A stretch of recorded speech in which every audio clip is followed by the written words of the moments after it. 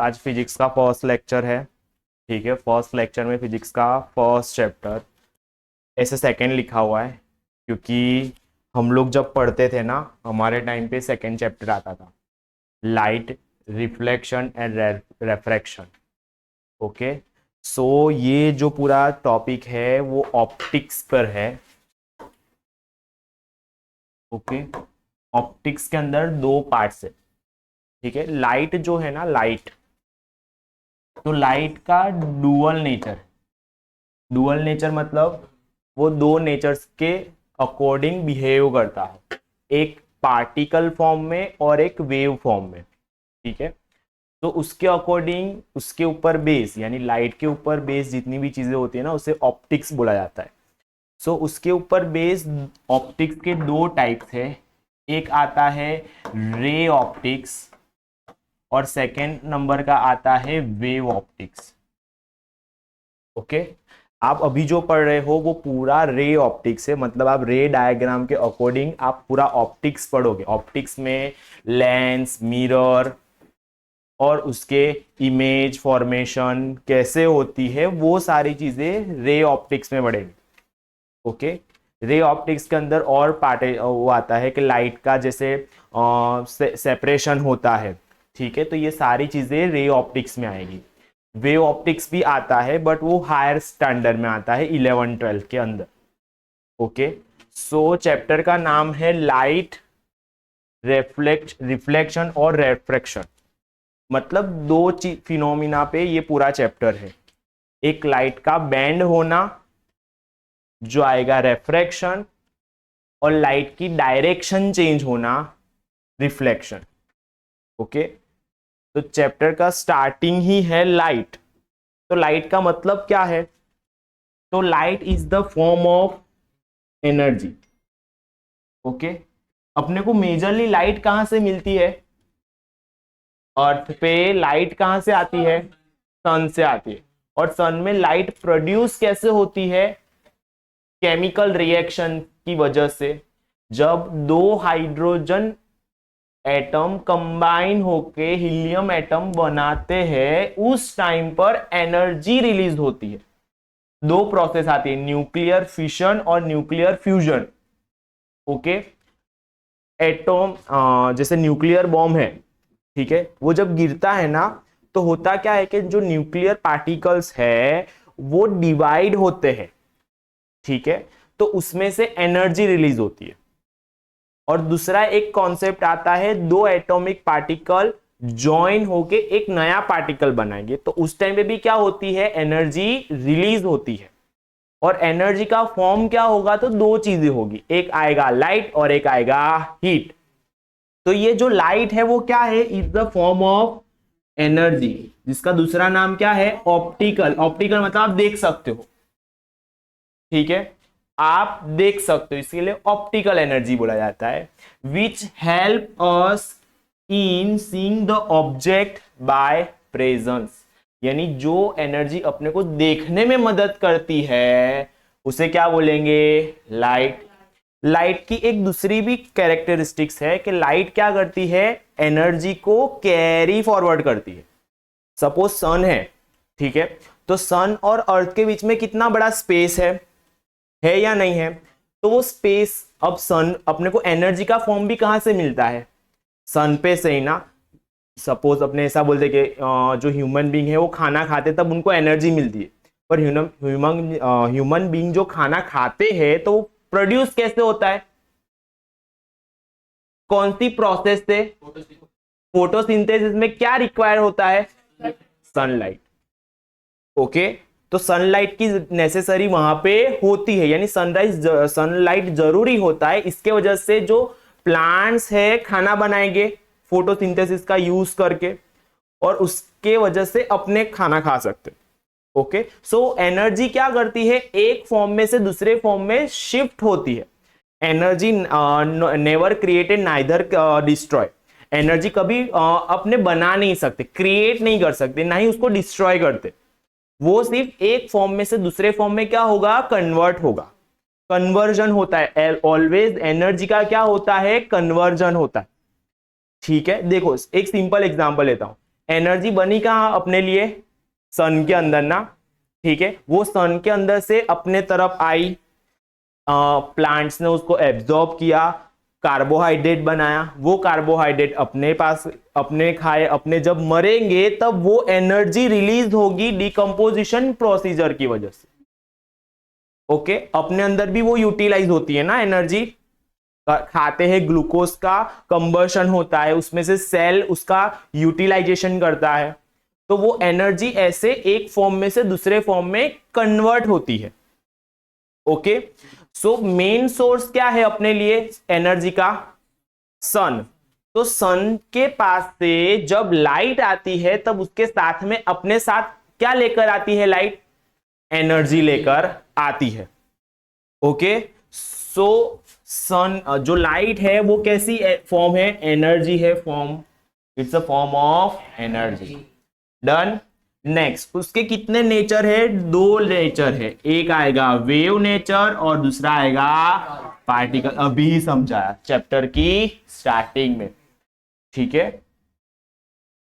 Okay, एक कौन सा नेचर, दूसरा पार्टिकल नेचर। नेक्स्ट, सो अब बात करते हैं कैरेक्टरिस्टिक्स ऑफ लाइट, ठीक है। चैप्टर का नाम ही लाइट है तो उसकी कैरेक्टरिस्टिक्स तो देखनी पड़ेगी ना, तभी जाके तो पूरा चैप्टर स्टडी करेंगे। तो first, light is the electromagnetic wave. Light travels in a straight line. Light is a transverse wave and does not need any medium to travel. अब तीन वर्ड आए, एक आया इलेक्ट्रोमैग्नेटिक और दूसरा आया ट्रांसवर्स वेव। तो अब बात करते हैं सर ये इलेक्ट्रोमैग्नेटिक वेव का मतलब, इलेक्ट्रिक वेव और मैग्नेटिक वेव। मैग्नेटिक वेव पता है, मैग्नेट होता है ना मैग्नेट, उसमें से जो मैग्नेटिक फील्ड लोअर स्टैंडर्ड में पढ़कर आए होंगे, दो मैग्नेट साथ में रखो तो एक दूसरे को क्या करते हैं, एट्रैक्शन। तो वो एट्रैक्शन क्यों होता है, वो मैग्नेटिक वेव की वजह से होता है। ओके, इलेक्ट्रिसिटी जहां होती है ना तो वहां पे इलेक्ट्रिक वेव्स होते हैं, तो वो दोनों का कॉम्बिनेशन इसके लिए इलेक्ट्रिक वेव, इलेक्ट्रोमैग्नेटिक वेव। तो लाइट क्या है, वो इलेक्ट्रोमैग्नेटिक वेव है। ओके, लाइट क्या है, इलेक्ट्रोमैग्नेटिक वेव है, जो कैसे डायरेक्शन में जाती है, स्ट्रेट डायरेक्शन में आगे बढ़ती है। Next, light is a transverse wave. Transverse wave मतलब उसको आगे बढ़ने के लिए मीडियम की रिक्वायरमेंट नहीं होगी। Okay, done. नेक्स्ट, सॉरी, हाँ, next, does not need any medium to travel. वो वैक्यूम में भी क्या कर सकती है, ट्रैवल कर सकती है ना। सन और अर्थ के बीच में कोई स्पेस, खाली स्पेस है ना, पूरा वैक्यूम है ना, कोई एयर है अंदर नहीं है, तब भी वो इतना किलोमीटर चलकर आती है ना अपने पास, बीच में कोई भी स्पेस नहीं है, उसको कोई भी मीडियम की रिक्वायरमेंट नहीं होती। साथ में क्या ट्रैवल करती है उसके साथ, energy. Light can be travel through vacuum, its speed through the vacuum is 3 into है 10⁸ मीटर पर सेकेंड, यानी वो एक सेकेंड में 3 into 10⁸ किलो मीटर जितना डिस्टेंस कवर कर सकता है। कितना, एक सेकेंड में। ये था इसका मीटर पर सेकेंड में यूनिट, उसको कन्वर्ट करते हैं तो 3 लाख किलोमीटर पर सेकेंड भी बोला जाता है। दो चीजें याद रखनी है, अगर मीटर में होगा तो 10⁸, अगर किलोमीटर में होगा तो 10⁵, मतलब एक सेकेंड में 3 लाख किलोमीटर जितना डिस्टेंस लाइट कवर कर सकती है। अब देखो एक सेकेंड यानी कितना छोटा टाइम हुआ ना, उसमें कितना टाइम, कितना डिस्टेंस, 3 into 10⁵ किलोमीटर्स। सोचो तो वो कितने स्पीड में आगे बढ़ती है। अभी तक सबसे स्पीडेस्ट चीज क्या है, लाइट, उससे ज्यादा कोई भी स्पीड में नहीं है अभी तक। Next, the velocity of light change. Velocity of light, ये जो वेलोसिटी है ना, ये 3 × 10⁸ मीटर पर सेकेंड, वो है स्पीड या तो velocity of light. Change when it's travel from one medium to another medium, यानी एक मीडियम में से दूसरे मीडियम में जाएगा तो उसकी वेलोसिटी क्या होगी, चेंज होगी। बट वो चेंज बहुत माइनर चेंज होगा। जहां पे 3 है वहां पे 2.98 हो जाएगा, या 2.96 हो जाएगा, या 2.97 हो जाएगा, बस इतना फर्क पड़ेगा। ओके, पर उसको अप्रोक्सीमेटली तो अपने क्या कंसीडर करते हैं, 3 ही कंसीडर कर लेते हैं कैलकुलेशन के लिए। बट याद रखना है वेलोसिटी कब चेंज होगी, जब वो ट्रैवल करेगा कहां पे, एक मीडियम में से दूसरे मीडियम में। Okay, next point, the wavelength of light. Sir wavelength नहीं पता, नहीं पता ना, तो देखते हैं। चलो, लाइट क्या है, दो नेचर बता, कैसा नेचर, वेव, और दूसरा एक सेंटेंस और आया, कैसा वेव है। अब 7th स्टैंडर्ड में पढ़ा हो ना साउंड वाला चैप्टर, तो उसमें वेव आता था। वेव किसका प्रोड्यूशन, वेव जो होता है वो ऑसिलेटरी मोशन की वजह से प्रोड्यूस होता है। कोई भी ऑब्जेक्ट जो है वो कोई भी मीन पोजीशन के ऊपर नीचे या आगे पीछे का मोशन करेगा ना, तब वेव प्रोड्यूस होगी। अगर पता हो तो दो लॉन्गिट्यूडनल एंड ट्रांसवर्सल वेव ऐसा कुछ पढ़े होगे, पढ़े थे, उसके अंदर आता था साउंड वाले चैप्टर के स्टार्टिंग के इंट्रोडक्शन वाले पोर्शन में। सो उसके अंदर इस टाइप का अगर ग्राफ याद हो,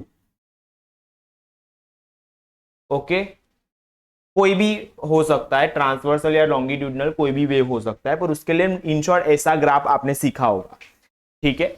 सो उसके लिए ये जो यहां से लेके ये मीन पोजीशन, ये क्या है मेरी मीन पोजीशन, और मीन पोजीशन से एक साइड का जो मैक्सिमम डिस्प्लेसमेंट होता है ना, उसे बोलते हैं एल्टीट्यूड, उसे क्या बोलेंगे।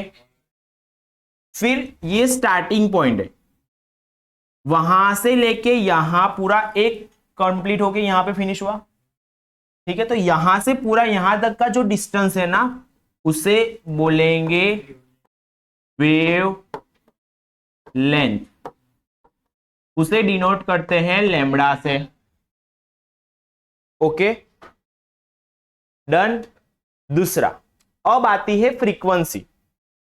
अब क्या आती है, फ्रीक्वेंसी एफ, ठीक है। तो फ्रीक्वेंसी मतलब number of oscillation per unit time, per unit, यानी एक सेकेंड में ऑब्जेक्ट कितनी बार वाइब्रेट कर रहा है उसे क्या बोलेंगे, number of oscillation, which is called as frequency.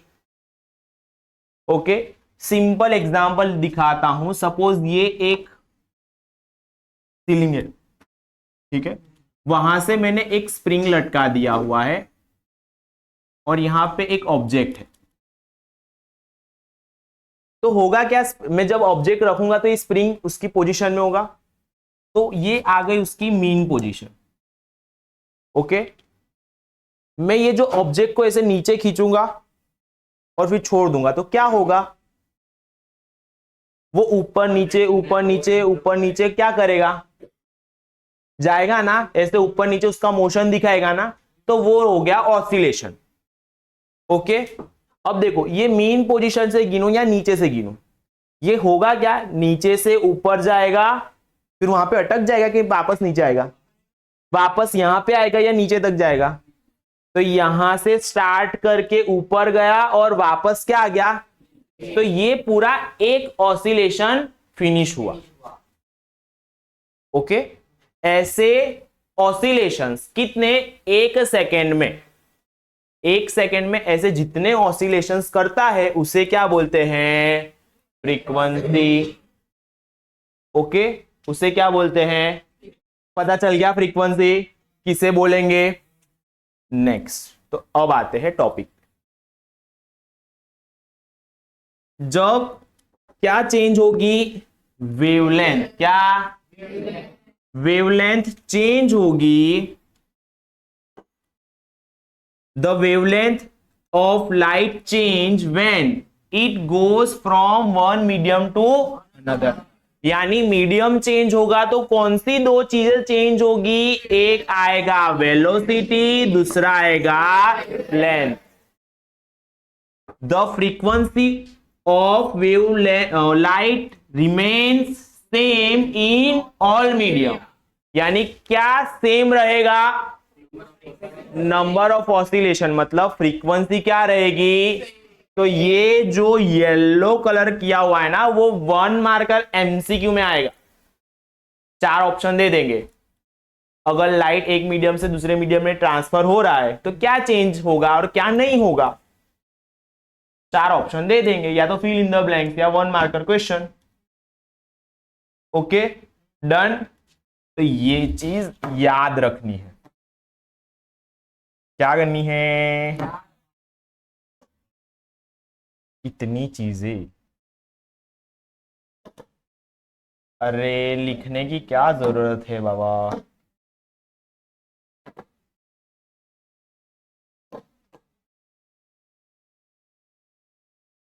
Done, याद रहेगा। क्या क्या चीजें चेंज होगी, वेलोसिटी और वेवलेंथ क्या होगी, चेंज होगी। कब, जब एक मीडियम में से दूसरे मीडियम में ट्रैवल करेगा। कौन, लाइट। क्या चेंज नहीं होगी, फ्रीक्वेंसी का मतलब। Okay, next, light gets reflected back from the polished surface. Polish surface का मतलब तो पता होगा ना। Okay, such as mirror, polish metal surface etcetera. मतलब क्या होगा, रिफ्लेक्ट होगा। रिफ्लेक्ट होना, वापस आ जाना। रिफ्लेक्ट होना मतलब वापस आ जाना, ठीक है। यानी पॉलिश सरफेस होगी तो उस पे से लाइट क्या आ जाएगी, वापस आ जाएगी। ओके, नेक्स्ट, लाइट अंडरगोज रेफ्रैक्शन यानी बेंडिंग। चैप्टर का नाम ही है, 2 चीज पे डिपेंड है, एक आएगा रिफ्लेक्शन, एक आएगा रेफ्रैक्शन। रिफ्लेक्शन का मतलब वापस आ जाना और रेफ्रैक्शन का मतलब बेंडिंग होना। बेंडिंग कब होगा, जब वो एक ट्रांसपेरेंट मीडियम में से दूसरे में जाएगा तब। Okay, next, light does not need a material medium to travel that is it can travel through the vacuum scale. उसको मीडियम की कोई रिक्वायरमेंट नहीं होगी, वो कोई भी मीडियम में ट्रैवल कर सकता है, ठीक है। वो चाहे वैक्यूम ही क्यों ना हो, वो ट्रैवल करेगा ही करेगा। ओके, अभी कोई लिखेगा नहीं, मिल जाएगा तुझे, डोंट वरी।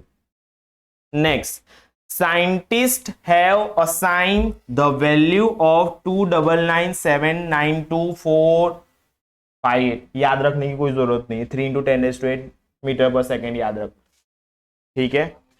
मीटर पर second to the speed of light in, according to the current scientific theory, no material particle can travel at the speed greater than that the light in a vacuum. यानी vacuum में जो light की speed है उससे ज्यादा speed का कोई भी ऑब्जेक्ट अभी तक प्रेजेंट नहीं है। ओके, कैरेक्टरिस्टिक्स पता चल गई। इसमें कोई डाउट किसी को, इसमें से ये पूरा 2 मार्कर में तो नहीं पूछेंगे बट एटलीस्ट 1 मार्क के बहुत सारे क्वेश्चन इसमें से निकलेंगे, ऑब्जेक्टिव टाइप भी क्वेश्चंस निकलेंगे, ठीक है। नेक्स्ट टॉपिक लूं, नेक्स्ट टॉपिक, चलो अब चैप्टर का फर्स्ट टॉपिक क्या है, क्या है, रिफ्लेक्शन का मतलब बाउंस बैक यानी वापस आ जाना, ठीक है। तो डेफिनेशन देखते हैं। when light rays are incident on the epicupolis surface or medium, मतलब पॉलिश सरफेस, उसको एक स्पेशल नाम दिया है, निकनेम। ओपेक बोलो, जो भी बोलना है बोल सकते हो, मुझे कोई फर्क नहीं, कहीं लैंग्वेज थोड़ी है, कुछ भी बोलो ना। These are the return back in the same medium। याद रखना, रिफ्लेक्शन के अंदर मीडियम कैसा है, अगर मीडियम चेंज होगा तो वो फिनोमिना को क्या बोलेंगे, रेफ्रैक्शन। उसमें आर आता है, इसमें एल आता है। Okay, next, this phenomena of returning of light in the same medium is called reflection of light। ये डेफिनेशन 1 मार्कर क्वेश्चन में आएगी। Okay, define the reflection of light, तो क्या आएगा बोलो।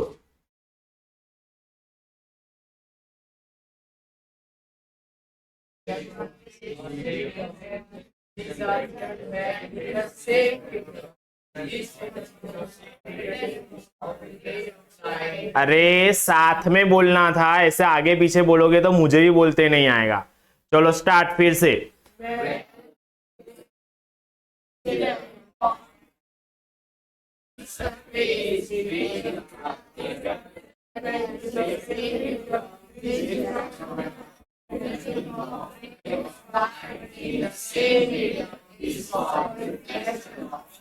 मुझे सिर्फ सेम मीडियम ही सुनाई देता था बाकी। याद हो गया ना इन शॉर्ट। अगर ये वर्ड नहीं याद रहते तो इसको निकाल दो, पॉलिश सरफेस, बस हो गया इजी। ये वर्ड बोलते नहीं आता था इन शॉर्ट, है ना मनमीत? ठीक है, तो चलो देखते हैं आगे का टॉपिक। तो इसके अकॉर्डिंग 2-3 डेफिनेशंस आती है, which is 1 marker questions. So first है रिफ्लेक्टिंग सरफेस। अब टॉपिक का नाम है रिफ्लेक्शन, तो कहीं से तो वापस आती होगी ना, तो वो जो सरफेस है उसे क्या बोलेंगे, reflecting surface. The surface from which the light is reflected is called reflecting surface. ये एक डायग्राम गिवन है, उसके अंदर ये जो है वो लाइट रे है, जिसे क्या बोलेंगे, इंसिडेंट रे। जो क्या है, इंसिडेंट रे, वो क्या हो रही है, ये सरफेस पे इंसिडेंट हो रही है, मतलब जा रही है। और ये जो सरफेस है ना, वो शाइन पॉलिश सरफेस है, जिसको नाम दिया है एक्स वाई, और वो ये वाले पॉइंट से रिफ्लेक्ट होके वापस जा रही है, तो इसे बोलेंगे रिफ्लेक्टेड रे। ओके, तो 2 रेस पता चली, एक आएगा इंसिडेंट रे, दूसरा आएगा रिफ्लेक्टेड रे, और ये आ जाएगा पॉलिश सरफेस, जो नॉर्मली क्या कंसीडर करते हैं, mirror.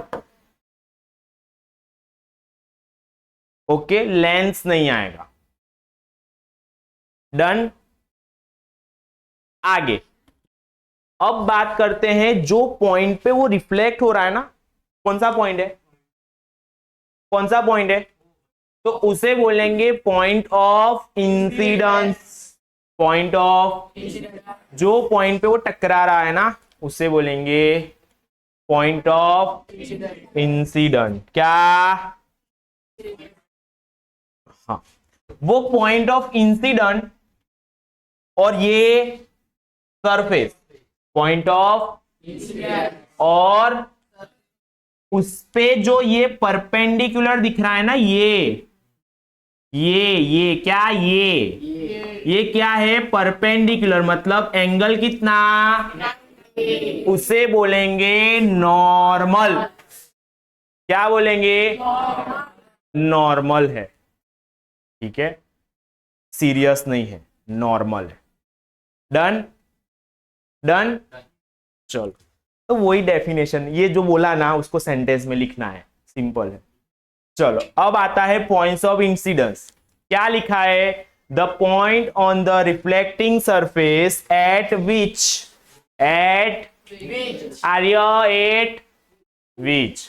a ray of light strikes is called the point of incidence. In diagram, point O is the point of incidence. Next, normal. A perpendicular drawn on the reflecting surface at the point of incidence is called normal. Diagram में on, of नहीं, हाँ on, ON is a normal. Done. 3 definition याद? कुछ है? नहीं। Incident, reflecting surface, incidence point और normal. अब आते हैं आगे, किस पे? इंसिडेंट रे पे। किस पे? The ray of light which strikes on the reflecting surface at the point of incident is called as the incident. In ray diagram, PO is the incident. Done. Next, तो incident हो गया, तो अब क्या कर दे? उसको रिफ्लेक्ट कर दे तो reflected ray. On the ray of light reflected from the reflecting surface from the point of incident is called the reflected ray. Okay, यानी इंसिडेंट पॉइंट पे से जो रिफ्लेक्ट हो रही है रे, उसे क्या बोलेंगे? रिफ्लेक्टेड रे बोलेंगे। Okay, next, angle of incident, angle of reflection. मतलब ये जो नॉर्मल है, नॉर्मल और इंसिडेंट रे, उसके बीच का जो एंगल, वो इंसिडेंट एंगल, और रिफ्लेक्टेड का जो नॉर्मल और रिफ्लेक्टेड के बीच का एंगल, यानी एंगल ऑफ रिफ्लेक्शन। डन। देखिए, angle of incidence, the angle that the incident ray makes with the normal, it's called as the angle of incidence. PON is the angle of incidence. Next, angle of reflection, angle with the reflected ray makes with the normal is called as the angle of reflection. It represent by this symbol R, and QON is the reflected ray. नहीं बे, angle. Okay, याद हो गई definition? कुछ भी इसमें hard लगा? कुछ भी? शायद तनु पक्का? श्योर? श्योर। तो नेक्स्ट टॉपिक के आगे बढ़ते हैं। It's a 2 marker question, law of reflection. Law of reflection यानी रिफ्लेक्शन होने के नियम, ठीक है, कायदे कानून। क्या रिया? कायदे कानून। तो देखो, यहां पे 3 चीजें सीख चुके। M1 क्या है?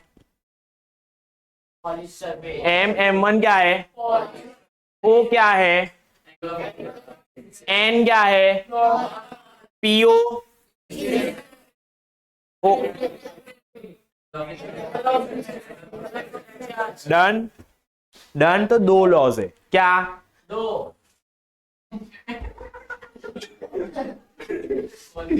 First, the incident ray, the reflected ray and the normal. कौन सी 3 चीजें? Incident ray, reflected ray and normal at the point, यानी normal at the point, they all lies in a same medium. यानी तीनों तीन एक ही मीडियम में होंगे, या सॉरी प्लेन में होंगे। प्लेन मतलब ये पूरा जो है ना सरफेस, उसे प्लेन बोलेंगे। मतलब अगर लाइट ऐसे जा रही है या तो ऐसे जा रही है, तो वो रिफ्लेक्ट होके ऐसे ही जाएगी, ऐसे जाके बाहर नहीं आ जाएगी। पता चला लॉजिक?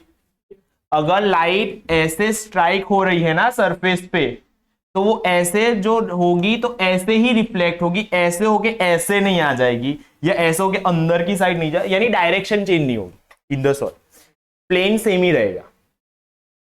ओके, पता चल रहा है?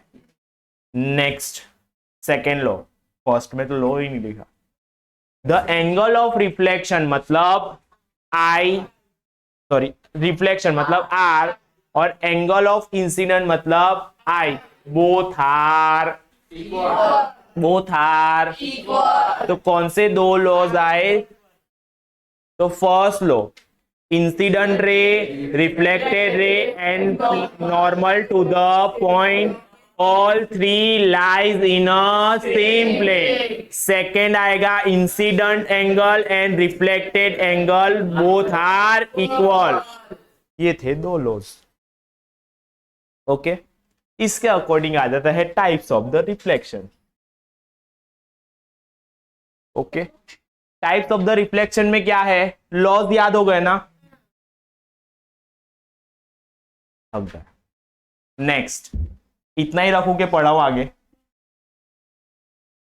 आप जैसा बोलो ऐसा। आज पूरा दिन साइंस ही पढ़ना है ना? पढ़ाऊं टॉपिक आगे के, देने दो, ये टॉपिक फिनिश कर लूं। चल, तो अब बात करते हैं टाइप्स ऑफ रिफ्लेक्शन की। ओके, तो टाइप्स ऑफ रिफ्लेक्शन में दो टाइप का होगा, रेगुलर रिफ्लेक्शन और आएगा डिफ्यूजन और इरेगुलर भी बोल सकते हो। तो रेगुलर के अंदर क्या होगा कि देखो फिगर देखो, तो ये क्या है? ये सारी चीजें क्या है? और ये सारी चीज क्या है? ये सारी इंसिडेंट रे है, ये सारी रिफ्लेक्टेड रे है। जैसे इंसिडेंट आ रही है वैसे ही रिफ्लेक्टेड जा रही है ना, सारी के सारी सेम है ना, तो उसे बोलेंगे रेगुलर रिफ्लेक्शन। ओके, तो इरेगुलर में क्या होता होगा? ओके, ये रेगुलर सरफेस थी, इसके लिए उस पे से जो रिफ्लेक्शन होगा वो कैसा होगा? Regular reflection. Next, the phenomena due to which parallel beam of light traveling through the certain medium on the striking on the same smooth polished surface bounce off from it। Okay, क्या बोला है? नहीं है ना, बहुत बड़ा sentence है तो तोड़ दो छोटे छोटे सेंटेंस में। क्या बोला है? Parallel beam of light travelling करेगी ना, सर्टेन मीडियम, कोई भी मीडियम हो सकता है, striking on the same smooth polish surface, यानी बीम ऑफ लाइट क्या हो रही है? सरफेस पे स्ट्राइक हो रही है। ओके, और रिफ्लेक्शन होने के बाद भी वो क्या है? पैरेलल है। पैरेलल बीम ऑफ लाइट का क्या होता है? स्मूथ सरफेस पे स्ट्राइक होता है, और रिफ्लेक्शन होने के बाद भी वो क्या है? तो वो फिनोमिना को क्या बोलेंगे? डन हो गया सेंटेंस याद? Next, regular reflection takes place from the object like looking glass, still water, oil, highly polished metal etcetera. यानी किस पे से रेगुलर रिफ्लेक्शन हो सकता है? तो एग्जांपल दिए हुए, looking like glass, still water रुका हुआ पानी, ठीक है, ऑयल, हाईली पॉलिश मेटल, उसपे से क्या कैसे टाइप का रिफ्लेक्शन होगा? रेगुलर रिफ्लेक्शन होगा। Regular reflection is a useful in a formation of images, यानी इमेज फॉर्मेशन के लिए कौन सी चीज रिक्वायरमेंट होगी? Regular reflection. we can see our face in a mirror only account of the regular reflection. Okay, next, however it causes a very strong glare in our eyes.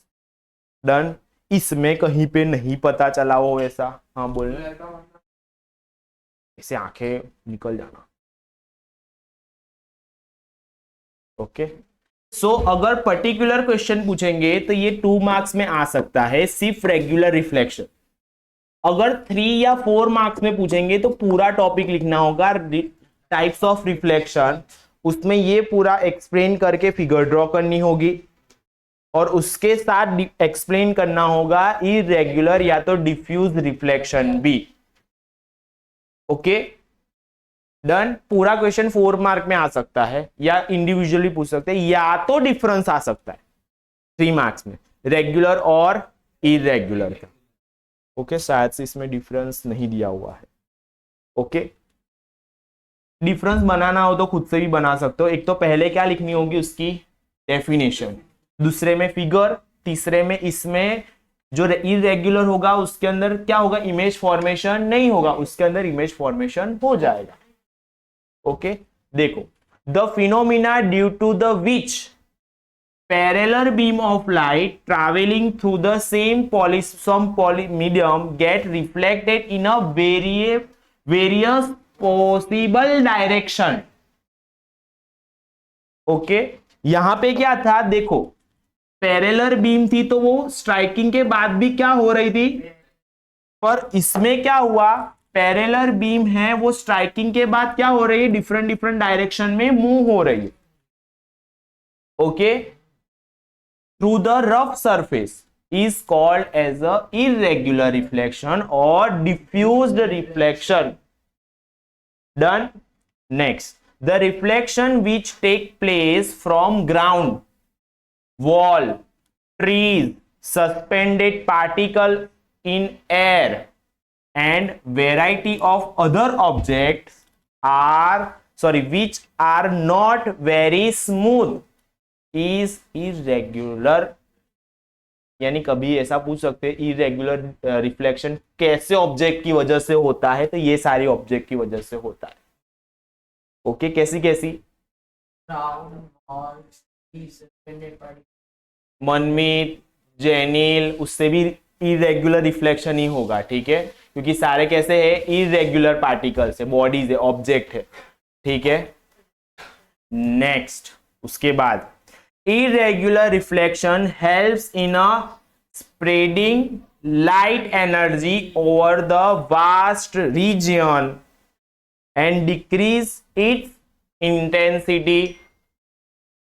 वो क्या होगी, lights parallel आ रही है तो चारों तरफ फैल जाएगी ना, पहले की तो लाइट्स क्या होगी, फैल गई, उसकी वजह से लाइट की जो इंटेंशन है वो क्या हो गई, कम हो गई। ओके, अगर एक ही साइड पे होती तो ब्राइट लाइट दिखती, वो ग्लेयर है, पर ये क्या होती है, फैल जाती है तो ग्लेयर जो है ना वो कम हो जाती है। पता चल गया। Next, this helps in the journal illuminate of the place and help us to see things around us. Next, note note note, इसको भी नोट ही बोलेंगे ना। Law of reflection are always valid no matter whether it's regular reflection और irregular. Sir but मैं इसकी बात करूं तो ये पर्टिकुलर इसकी, तो इसके अंदर ये अगर पर्टिकुलर रे की बात करूंगा ना तो वो पर्टिकुलर रे के अंदर लॉ ऑफ रिफ्लेक्शन फॉलो हो रहा है। वैसे ही ये पर्टिकुलर बीम की बात करूंगा तो इसके अंदर लॉ ऑफ रिफ्लेक्शन फॉलो हो रहा है, बट पूरे बीम के अंदर अगर मैं बात करता हूं तो वो चीज नहीं दिख रही, जबकि इसके अंदर जैसा बीम आ रहा है वैसा ही रिफ्लेक्ट हो रहा है, इसके अंदर फॉलो हो रहा है। ठीक है, इसमें इंडिविजुअल में हो रहा है, बट ओवरऑल देखेंगे तो अपने को ऐसा दिखेगा कि नहीं हो रहा। एंगल और रिफ्लेक्शन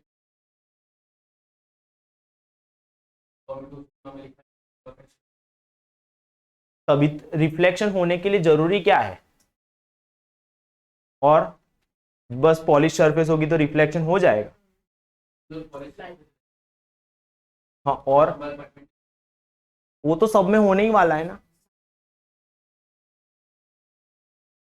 अभी भी नहीं पकड़ रहे हो पॉइंट को। यहां पे लॉ ऑफ रिफ्लेक्शन पर्टिकुलर रे के लिए तो होगा ही होगा, लॉ ऑफ रिफ्लेक्शन होगा नहीं तो ये रिफ्लेक्ट ही नहीं होगा ना।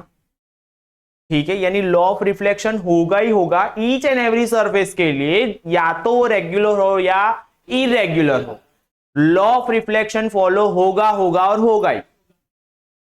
ठीक है, ये वाले रे की बात करूंगा तो हो ही रहा है, ये वाले रे की बात कर रहा हूं तो हो ही रहा है। इसके अंदर इमेज फॉर्मेशन नहीं होगा, जैसा उसके अंदर इमेज फॉर्मेशन हो रहा था ना रेगुलर वाले में, इसमें इमेज फॉर्मेशन नहीं होता, बट वो क्या करता है, लाइट को स्प्रेड कर देता है अलग अलग डायरेक्शन में, क्योंकि सरफेस क्या है, इरेगुलर है, इसके लिए तो लाइट क्या होती है, स्प्रेड हो जाती है। उसमें लाइट ऐसे आया और ऐसे चला गया तो यहां पे इमेज फॉर्मेशन तुझे दिखेगा, बट यहां पे लाइट स्प्रेड हो जाती है तो इमेज फॉर्मेशन नहीं हो रहा। इमेज फॉर्मेशन होने के लिए एक से ज्यादा लाइट का इंटरसेक्शन होना जरूरी है। ठीक है, डन। तो आज इतना टॉपिक रखते हैं, इसके बाद आगे का देखेंगे। डन।